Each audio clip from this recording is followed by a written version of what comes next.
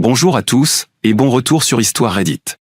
Alors imaginez un peu, une femme, complètement dépendante financièrement de son mari, qui ne travaille pas, ne cuisine pas, ne fait pas le ménage, et qui dépense près de 11 000 $ en 6 mois en vêtements, en journée au spa et en déjeuner entre amis, décide d'envoyer à son mari une évaluation des performances. Par message. Pendant qu'il est en pleine réunion à 1 million $.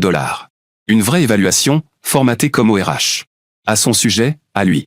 Le culot est tout simplement époustouflant, je ne peux même pas être en colère, je suis juste impressionné. Parce qu'il faut vraiment être un certain type de personne pour regarder sa situation, 0 revenu, 0 contribution, un style de vie luxueux entièrement financé par quelqu'un d'autre, et se dire, tu sais quoi?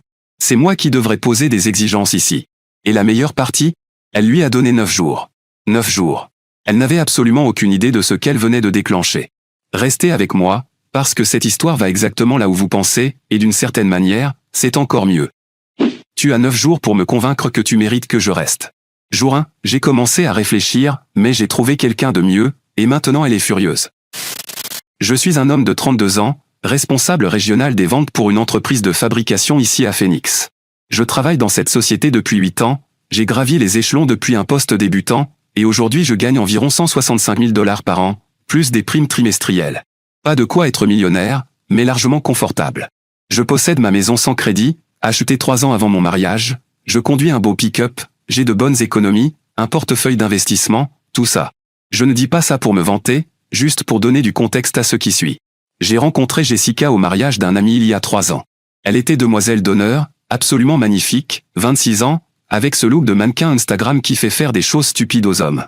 Elle travaillait comme coordinatrice réseaux sociaux pour une petite boutique, gagnant peut-être 16 $ de l'heure à publier des photos et des légendes. Avec le recul, j'aurais dû voir les signaux d'alerte dès le premier jour. Lors de notre deuxième rendez-vous, elle a commandé le plat le plus cher du menu sans même regarder les prix. Quand l'addition est arrivée, elle est restée là à me fixer, comme si c'était évident que je devais payer. Je l'ai fait, bien sûr, parce que j'ai été élevé pour être gentleman, mais elle n'a même pas proposé de partager ou de payer le café après. Nous nous sommes mariés après 18 mois de relation. Et c'est là que tout a changé. Absolument tout. 2 mois après le mariage, Jessica a quitté son travail, disant que c'était trop stressant et qu'elle voulait se concentrer sur le fait d'être une bonne épouse. Sauf que, pour elle, être une bonne épouse signifiait dormir jusqu'à midi, faire ses ongles 2 fois par semaine, et dépenser mon argent comme si c'était inépuisable. Nos dépenses mensuelles sont passées de 2002 cents à plus de 4 800 $ presque du jour au lendemain. Quand j'en parlais, elle devenait sur la défensive et disait des choses comme « moi aussi, j'ai droit à de belles choses » ou « je ne t'ai pas épousé pour vivre comme si on était pauvre ». Le comble? Elle se considérait comme femme au foyer, alors que nous n'avions pas d'enfants et qu'elle ne passait littéralement aucun temps à entretenir la maison. Je suis resté silencieux parce que je pensais que c'était une période d'adaptation. Nouveau mariage, nouvelle dynamique, non? Faux. Ça a empiré. Beaucoup empiré. Mardi dernier a commencé comme n'importe quelle journée normale. J'étais en réunion trimestrielle avec mon directeur régional et 2 clients potentiels.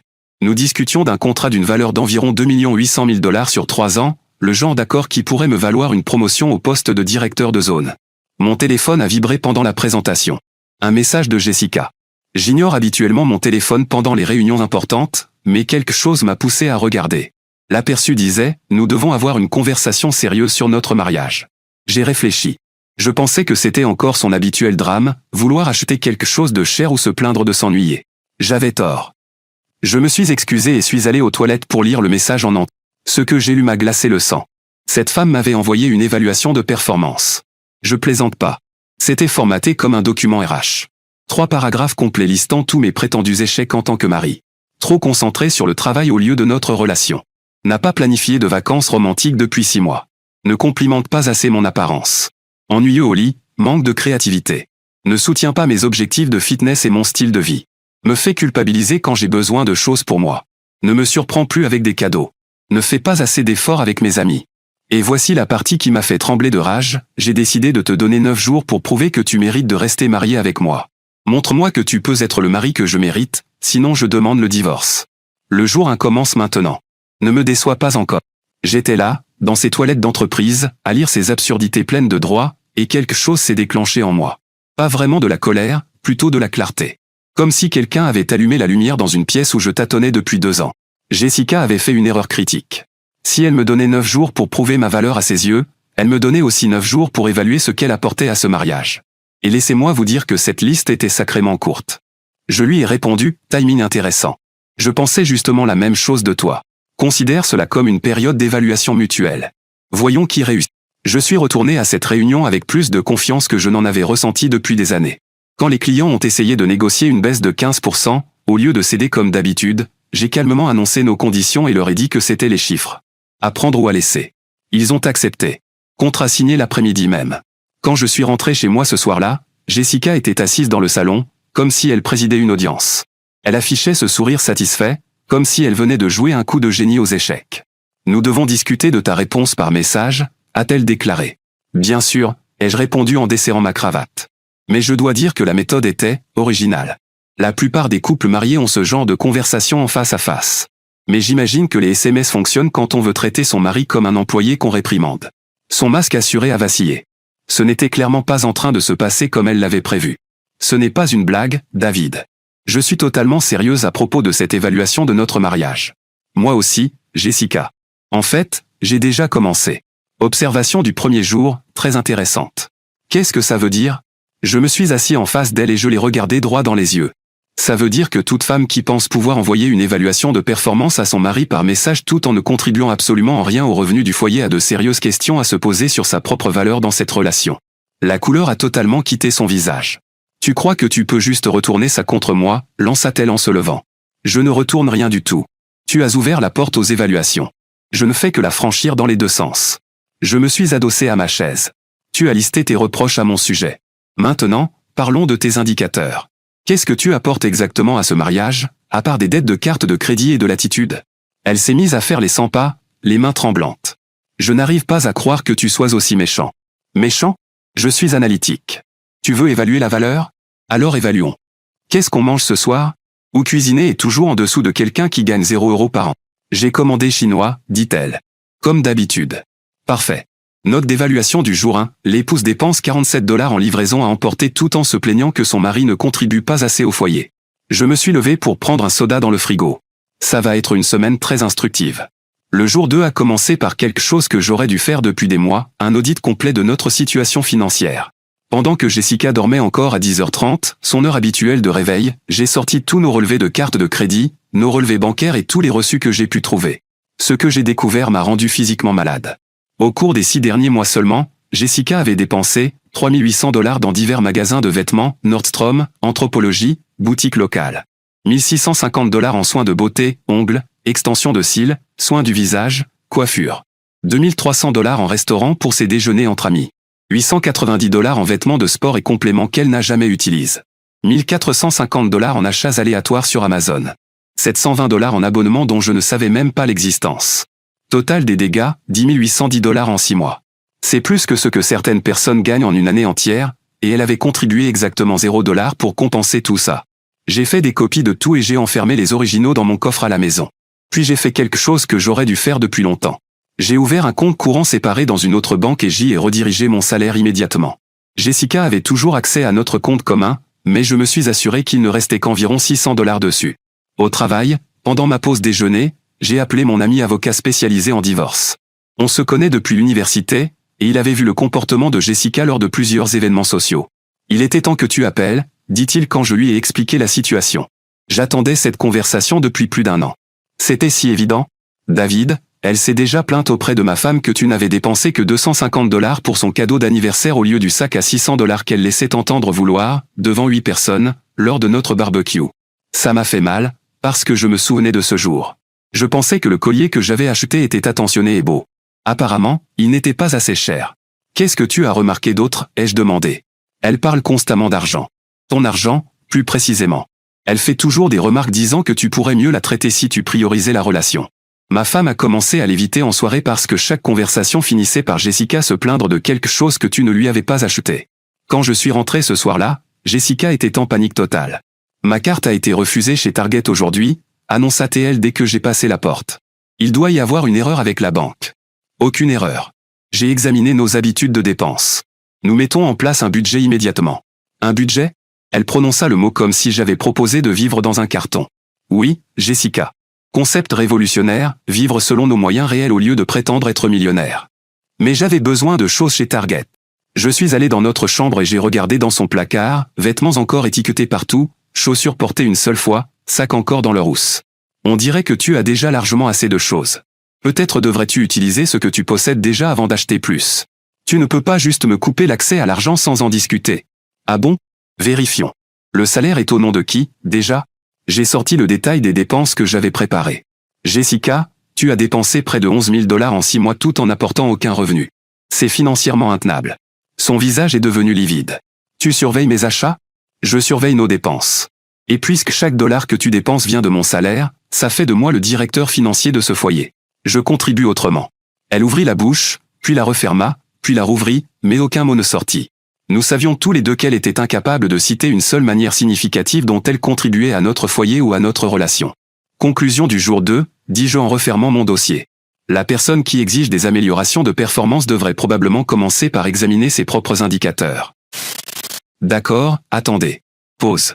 J'ai besoin que tout le monde s'arrête un instant. Voici la vérité inconfortable. Et si cette partie ne vous plaît pas, n'hésitez pas à avancer directement grâce au timestamp. Alors, David savait.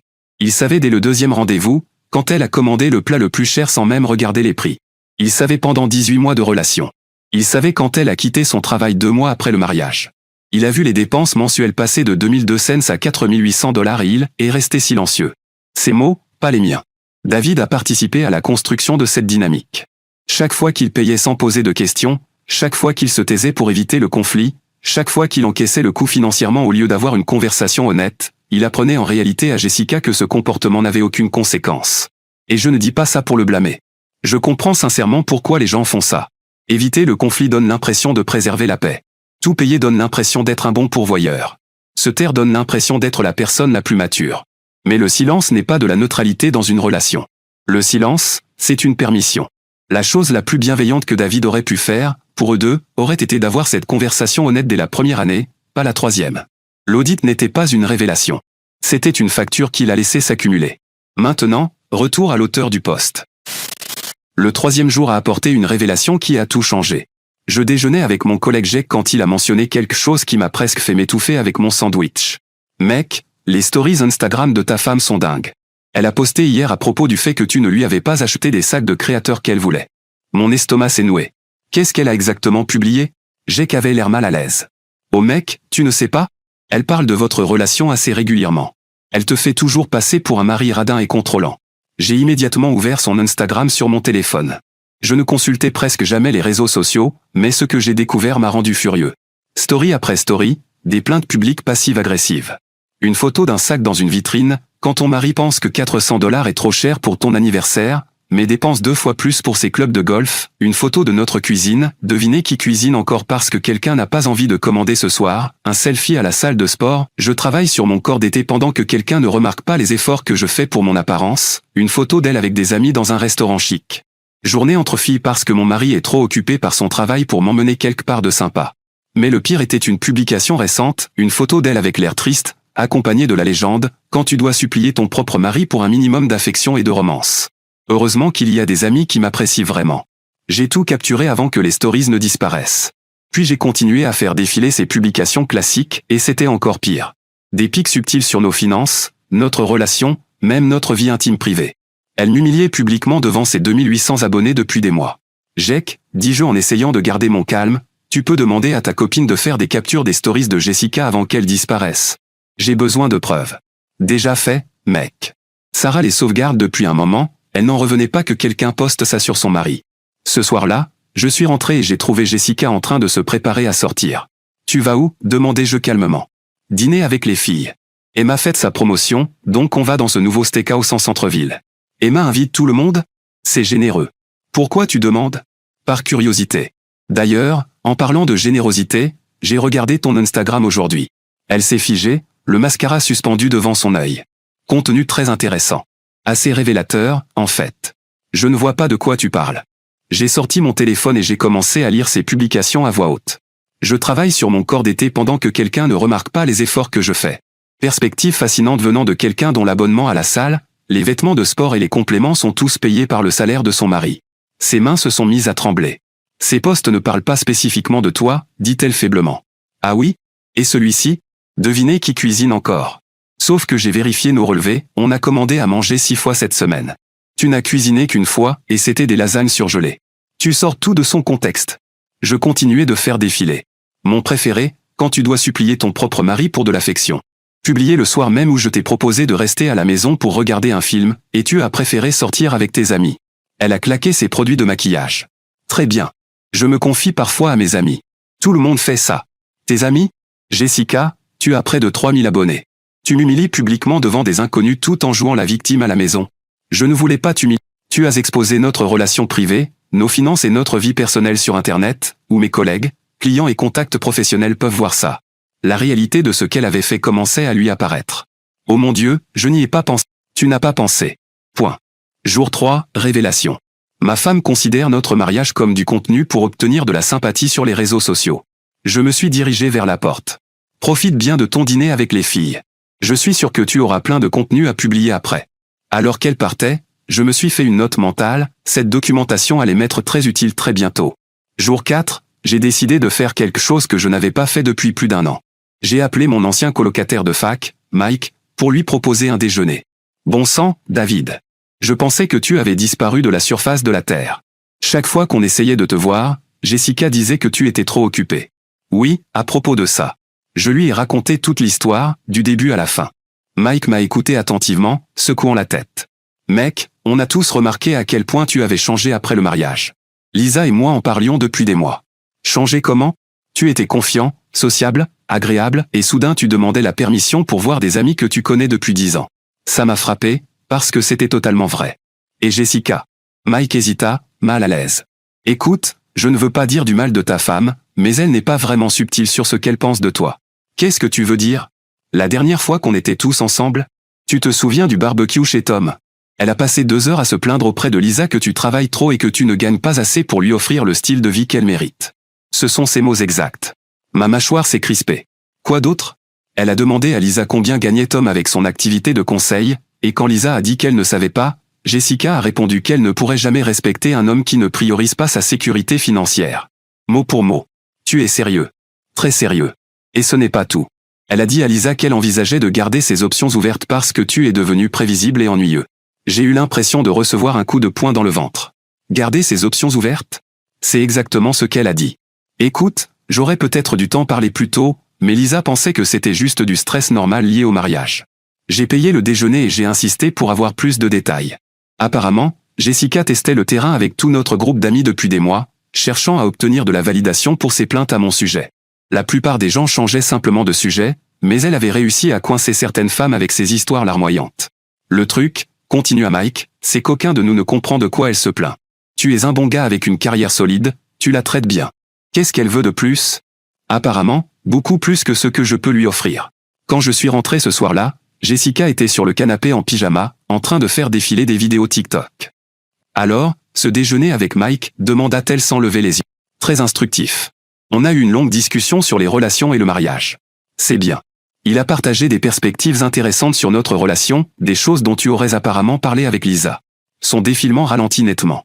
Quelque chose à propos de garder tes options ouvertes parce que je suis prévisible et ennuyeux.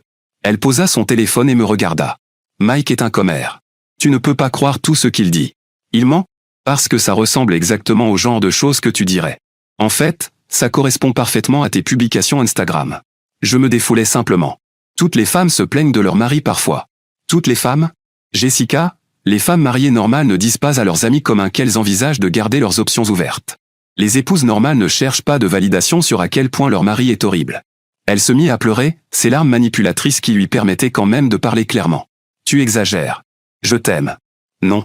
Tu aimes mon salaire et le style de vie qu'il te permet d'avoir. Il y a une énorme différence. Jour 4, je n'étais pas marié à une partenaire. J'étais marié à quelqu'un qui me voyait comme une ressource financière à optimiser. Le jour 5, je me suis réveillé avec une clarté totale sur ma situation. J'avais passé 4 jours à rassembler des preuves, et le tableau était limpide. Jessica me considérait comme rien de plus qu'un distributeur automatique ambulant avec des émotions. Eh bien, si elle voulait évaluer ma valeur, il était temps de lui montrer exactement ce que cela signifiait. J'ai commencé par appeler notre opérateur téléphonique et retirer sa ligne de mon forfait familial. Puis j'ai contacté notre assurance auto et je l'ai retirée de ma police. Sa voiture en leasing. Elle était aussi à mon nom. J'ai donc appelé le concessionnaire pour me renseigner sur les options de résiliation anticipée. Au travail, j'ai eu une discussion détaillée avec les ressources humaines pour mettre à jour mes contacts d'urgence, les bénéficiaires de mes assurances et mes informations de dépôt direct. Le nom de Jessica a été retiré de tout. La véritable option nucléaire est arrivée quand j'ai appelé mon ami avocat pendant la pause déjeuner. Je veux entamer une procédure de divorce, lui ai-je dit directement. Mais je veux faire ça de manière stratégique. Qu'est-ce que tu entends par stratégique? Elle m'a donné 9 jours pour prouver ma valeur. Je veux utiliser ces 9 jours pour protéger mes actifs et construire un dossier solide. Mon avocat est resté silencieux un moment. David, c'est une approche assez agressive. Tu es sûr de toi. Elle m'humilie publiquement sur les réseaux sociaux, dépense mon argent comme si c'était son argent de poche et dit apparemment à nos amis qu'elle garde ses options ouvertes. J'en ai fini de jouer en défense. Compris. Voici ce qu'on va faire. Ce soir-là, je suis rentré et j'ai trouvé Jessica en panique totale. Mon téléphone a été coupé aujourd'hui, annonça-t-elle avant même que je referme la porte. Vraiment? C'est dommage. Et il y a un problème avec mon application d'assurance auto. Ça dit que ma police n'existe pas. Tu as envisagé de prendre ton propre forfait téléphonique et ta propre assurance? Tu sais, comme une adulte financièrement indépendante? Elle me regarda comme si je lui avais proposé d'escalader l'Everest. Qu'est-ce qui se passe, David? Pourquoi tu agis comme ça? Je me suis assis calmement sur le canapé. Je suis ton excellent conseil. Tu as dit que je devais prouver ma valeur, alors je te montre exactement ce que ma valeur représente pour ce foyer. En me punissant? En te montrant la réalité de ce qui se passe quand la personne qui paie littéralement tout arrête de tout payer. Son visage est devenu livide. Tu ne peux pas simplement tout me couper comme ça. Si. C'est mon revenu, mon crédit, mes comptes financiers. Tu as clairement dit que tu ne pensais pas que j'apportais une valeur suffisante, alors je te donne l'occasion de voir la vie sans cette valeur. Ce n'est pas juste. J'ai éclaté de rire. Pas juste? Jessica, tu as dépensé plus de 25 000 $ de mon argent l'année dernière tout en apportant 0 $ de revenus. S'il y a quelqu'un qui est traité injustement dans cette relation, c'est clairement moi. Elle s'est mise à pleurer, mais cette fois, cela semblait plus sincère que manipulateur. Je ne peux pas payer ma facture de téléphone, alors trouve un travail.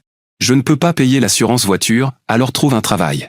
Je ne peux rien me permettre, alors trouve un travail. Le concept semblait complètement étranger pour elle. Elle restait là, perdue, comme si je lui avais demandé de pratiquer une opération du cerveau. Révélation du jour 5, dis-je en ouvrant mon ordinateur portable pour vérifier mes emails. Quand on retire un parasite de son hôte, sa véritable nature apparaît enfin. Le jour 6 a apporté l'escalade émotionnelle inévitable. Je me suis réveillé avec Jessica qui me secouait à 5h45 du matin, en pleurs et complètement hystérique. Tu dois régler ça immédiatement. Ma carte a été refusée à l'épicerie hier, devant tout le monde dans la file. J'ai regardé mon réveil. Jessica, je dois être au travail dans 3 heures. Quelle que soit la crise que tu vis peut attendre une heure raisonnable. Une crise? Une crise, criait-elle presque. Tu as complètement détruit ma vie. J'ai révélé ta vie. C'est très différent. Elle m'a suivi jusqu'à la salle de bain, continuant sa crise pendant que je me préparais. Mes amis me posent des questions gênantes. Emma voulait savoir pourquoi je ne pouvais pas partager l'addition mardi. Et qu'est-ce que tu lui as dit? Que tu étais financièrement contrôlant. Parfait. Donc maintenant, tes amis comprennent que ton mode de vie dépend entièrement du revenu de ton mari. Comme ça doit être embarrassant pour toi. Quand je suis sorti de la douche, elle était assise par terre dans la salle de bain, sanglotant de manière incontrôlable. Je ne sais pas quoi faire, je ne sais pas gérer tout. Voici une idée révolutionnaire, contribue à ta propre vie au lieu de dépendre entièrement de quelqu'un d'autre. Je ne sais pas comment faire ça. Et voilà, la vérité complète. Elle n'avait littéralement aucune idée de comment fonctionner en tant qu'adulte indépendante, parce qu'on ne lui avait jamais demandé de le faire. Ses parents avaient tout financé jusqu'à la fin de ses études. Ensuite, elle avait enchaîné petits boulots et prêts étudiants, jusqu'à me trouver, moi, le prochain fournisseur financier. Ce soir-là, les choses ont pris une toute autre dimension. Je suis rentré chez moi et j'ai trouvé la mère de Jessica, Patricia, assise dans mon salon sans y avoir été invitée. David, dit Patricia avec ce ton condescendant que j'en étais venu à détester, nous devons parler de la façon dont tu traites ma fille. Bonjour Patricia. Intéressant que vous vous soyez invitée chez moi. Jessica m'a donné sa clé. Jessica n'est pas propriétaire de cette maison. Moi si. J'ai regardé Jessica droit dans les yeux. Tu as mentionné ce détail à ta mère? Patricia avait l'air confuse. Comment ça? Cette maison est uniquement à mon nom. Je l'ai achetée 2 ans avant notre mariage. Je me suis tourné de nouveau vers Jessica. Tout comme les 2 voitures sont à mon nom.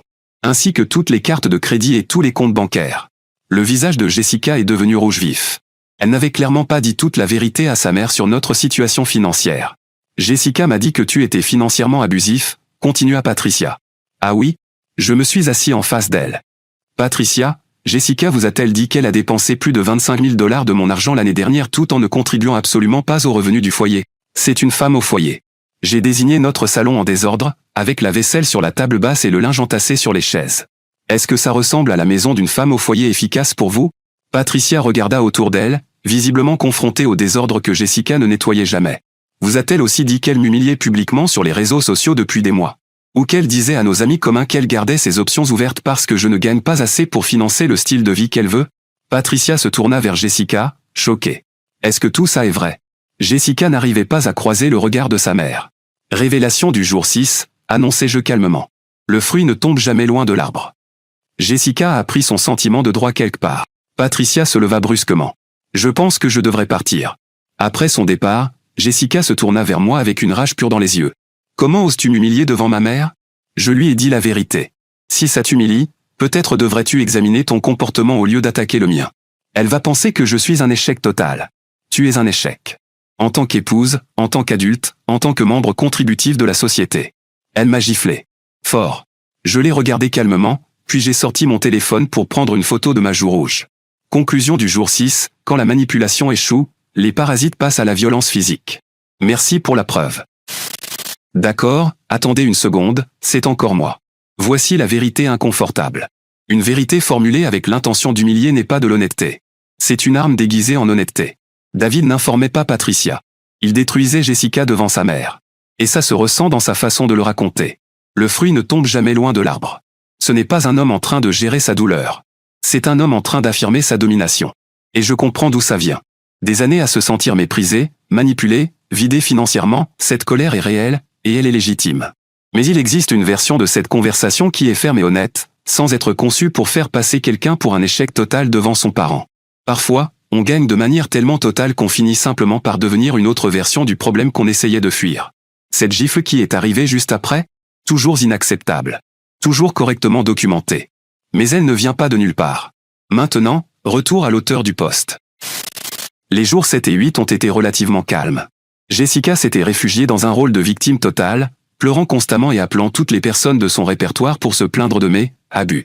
Mais voici ce qui est ironique quand on brûle des ponts, à un moment donné, on finit par ne plus avoir personne prêt à écouter ses plaintes. Le jour 9 est arrivé avec un niveau de drame qui a dépassé même mes attentes. Je me suis réveillé avec Jessica qui me secouait frénétiquement à 5h15 du matin. Mais cette fois, elle avait l'air réellement terrifiée, et pas simplement en colère. David, j'ai besoin de ton aide. S'il te plaît, je t'en supplie. J'ai regardé l'heure sur mon téléphone. Ça a intérêt à être extrêmement important. Je me suis fait arrêter hier soir. Là, ça m'a réveillé d'un coup. Quoi? Tu te souviens du dîner au steakhouse avec Emma et les filles? Quand il a fallu payer, tout le monde s'attendait à ce que je paie ma part, mais ma carte a été refusée. J'ai peut-être essayé de partir sans payer. Je me suis redressé dans le lit. Tu as essayé de partir sans régler l'addition? Ce n'était pas comme ça. Je pensais pouvoir arranger ça plus tard, peut-être revenir payer le lendemain.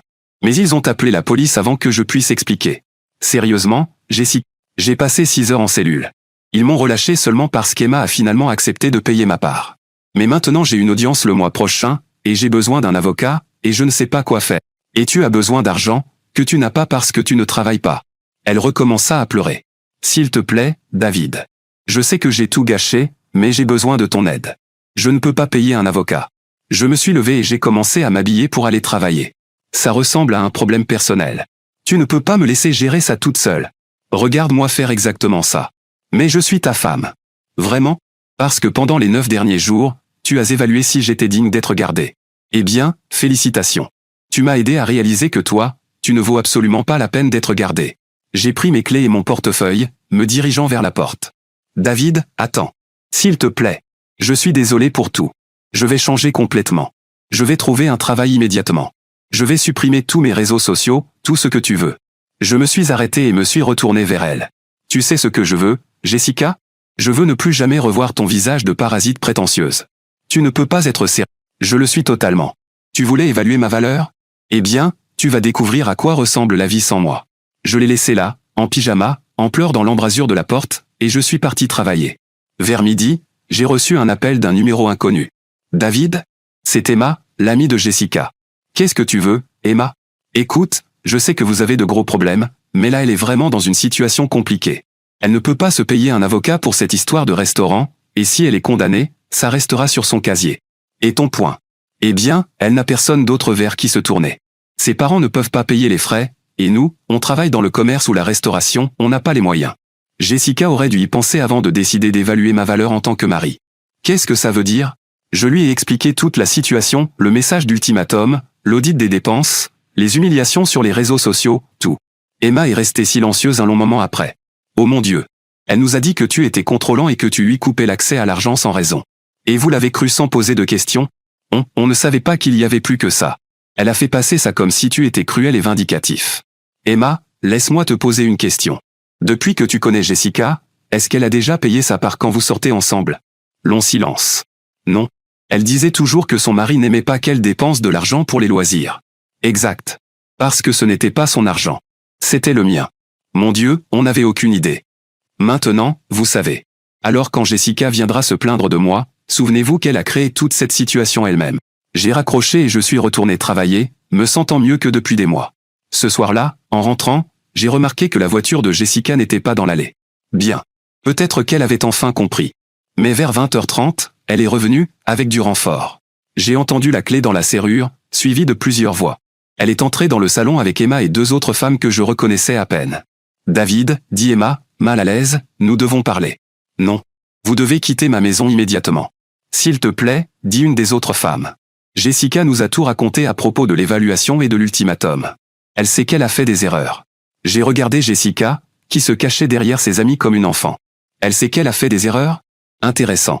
Qu'est-ce qu'elle pense avoir fait de mal, exactement? Jessica s'avança, la voix à peine audible. Tout. J'ai tout gâché. Sois plus précise. J'ai dépensé ton argent sans penser aux conséquences. Je me suis plainte de toi sur les réseaux sociaux. J'ai été irrespectueuse, prétentieuse, ingrate. Et je t'ai complètement tenu pour acquis. Je pensais que tu serais toujours là, peu importe comment je te traitais. J'ai hoché lentement la tête. Bien. C'est un début. Et maintenant? Maintenant, je demande, non, je supplie pour une dernière chance.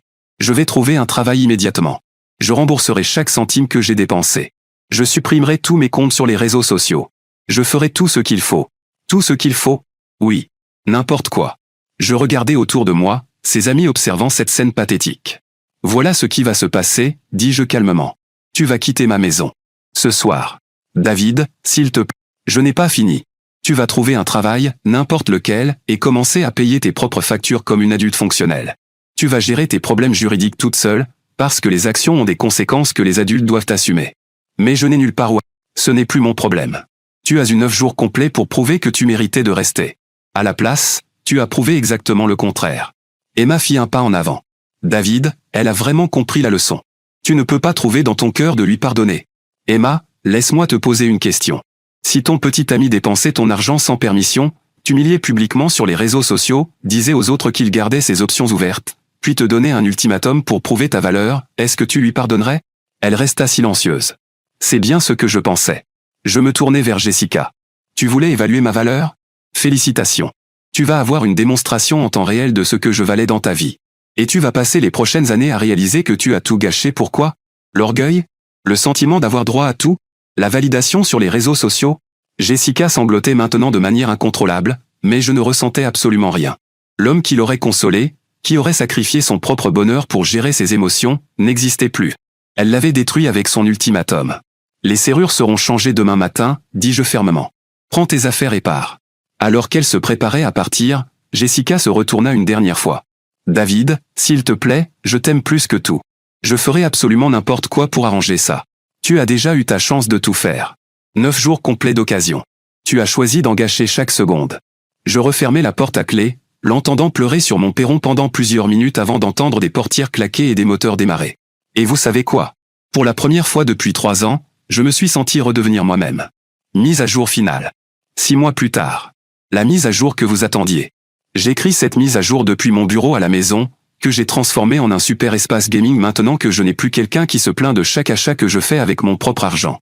La situation de Jessica s'est considérablement détériorée après cette nuit-là. Sans accès à mon revenu, elle a commencé à faire des chèques sans provision et à manquer les paiements des rares comptes qui étaient réellement à son nom. Son score de crédit est complètement détruit. Elle travaille maintenant dans un grand magasin, vente au détail, pas un poste de gestion. Elle gagne environ $11.50 de l'heure. Elle vit avec 3 colocataires dans un petit appartement de l'autre côté de la ville parce qu'elle ne peut pas se permettre son propre logement. Je le sais parce que Phoenix n'est pas si grande, et les informations circulent vite dans notre cercle social. Elle a essayé de me contacter plusieurs fois durant les premiers mois, messages d'excuses, fleurs livrées à mon bureau, elle est même venue une fois à ma salle de sport. J'ai bloqué son numéro et demandé à la sécurité de lui interdire définitivement l'accès. Le divorce a été finalisé il y a 3 mois. Comme la maison, les voitures et tous les biens importants étaient uniquement à mon nom, elle n'a pratiquement rien obtenu. Il s'avère que cette philosophie du « ce qui est à toi est à moi » ne fonctionne que lorsque l'on apporte réellement quelque chose de significatif à la relation. Mon avocat a fait un excellent travail. L'avocat de Jessica a essayé d'argumenter pour une pension alimentaire, mais 3 ans de mariage, combinés aux preuves de ses publications sur les réseaux sociaux où elle se vantait de dépenser mon argent, ont rendu cet argument totalement inutile. Je fréquente quelqu'un maintenant. J'ai rencontré une femme qui s'appelle Kate, vétérinaire. Elle gagne son propre argent. Elle possède sa propre voiture. Elle paie ses propres factures. Quel concept révolutionnaire. Alors ma famille YouTube, voici mon avis sur cette histoire. David a très bien géré beaucoup de choses. L'audit financier? Intelligent. Rediriger ses revenus? Nécessaire. Documenter les publications sur les réseaux sociaux? Absolument la bonne décision. Quand quelqu'un vous montre exactement qui il est, vous prenez des notes. Littéralement, dans ce cas. Mais voilà où je veux être honnête avec vous, une partie de sa manière de faire était froide. Genre, volontairement, presque théâtralement froide. Le commentaire, parasite, l'humiliation publique devant sa mère, le style de narration, révélation du 5e jour, il y a une version de la colère justifiée, et puis il y a une version où l'on prend un peu trop de plaisir à voir quelqu'un souffrir. Je pense que David a franchi cette ligne à quelques reprises. Et je comprends. 3 ans de pression financière, d'humiliation publique, de manipulation, ça laisse des traces réelles. Mais la satisfaction de la revanche et la guérison sont 2 choses très différentes. Maintenant, Jessica. Jessica est vraiment difficile à défendre, et j'ai essayé. Le sentiment d'avoir droit à tout, les dépenses, les publications sur les réseaux sociaux, la gifle, rien de tout ça n'est acceptable. Mais ce qui m'a le plus marqué, c'est ce moment, au 6e jour, où elle a dit « je ne sais pas comment faire ». Ce n'était pas de la manipulation. C'était quelqu'un de réellement perdu. Une personne à qui on n'a jamais appris à fonctionner de manière indépendante. Ça n'excuse pas son comportement, mais ça en explique une partie. Alors, quelle est la véritable leçon ici? Je pense que c'est celle-ci, la transparence financière dans une relation n'est pas négociable. Ayez la conversation sur l'argent avant de vous marier. Comprenez ce que chacun apporte et ce que chacun attend. Parce que le sentiment de droit de Jessica n'est pas apparu du jour au lendemain. Il a été silencieusement permis de grandir pendant 18 mois de relation et 2 ans de mariage. La deuxième leçon? Un ultimatum est une arme qui peut clairement se retourner contre vous. Quand vous donnez à quelqu'un une échéance pour prouver sa valeur, vous risquez parfois de révéler la vôtre à la place. David s'est retrouvé lui-même. Tant mieux pour lui. Mais j'espère sincèrement que tous les deux ont entamé un vrai processus de guérison après tout ça. Parce qu'aucun des deux n'est sorti de ce mariage sans blessure. Alors les amis, qu'en pensez-vous? Dites-le moi dans les commentaires ci-dessous. Et merci d'avoir suivi cet épisode de Histoire Reddit. N'oubliez pas de liker et de vous abonner. À très bientôt pour le prochain.